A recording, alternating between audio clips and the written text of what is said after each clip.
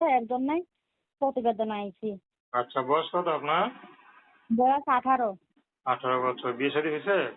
না, বিয়ে শাদী হয় নাই। তো মা মামি কিছু বলে বিয়ে শাদীর ব্যাপারে আলাপ আলোচনা করে? না না, কিছু বলেনি। আচ্ছা, তো খুবই খারাপ কথা। তো এখন এই যে ইউটিউবে আসলেন কি বিয়ে শাদীর জন্য না সহযোগিতার জন্য? বিয়ে শাদীর জন্য আইছি ভাই ইউটিউবে। আচ্ছা, কেমন মানুষ পেলে বিয়ে করবেন?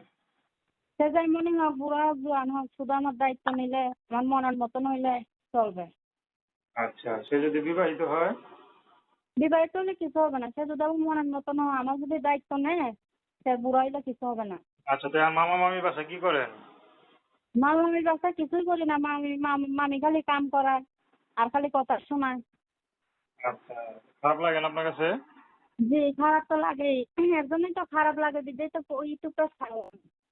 যে একটা মেয়ে এত মামা মামি কষ্টের কথা মানে বলে কথা বলে কষ্ট দেয়, তো আপনার মামা মামির কাছে না থেকে তো বিয়ে শাদী করে চলে যেতে পারেন। বিয়ে শাদী বসবো ভাই, ভালো একটা মনের মানুষ পাইলে পরে বিয়ে শাদী বসবো। মামি ঠিক মতন আমাকে খাইতে দেয় না, খুব জ্বালা যন্ত্রণা করে। আচ্ছা আচ্ছা, তো নাম কি বললেন? স্বপ্না। তো দর্শক, আপনারা স্বপ্নাপুর কথা শুনলেন। তো প্রেম ভালোবাসা সাহায্য সহযোগিতা বিয়ে শাদী করা একান্ত আপনাদের ব্যক্তিগত ব্যাপার। তো আসুন আমরা 5 ওয়াক্ত নামাজ পড়ি সর্ব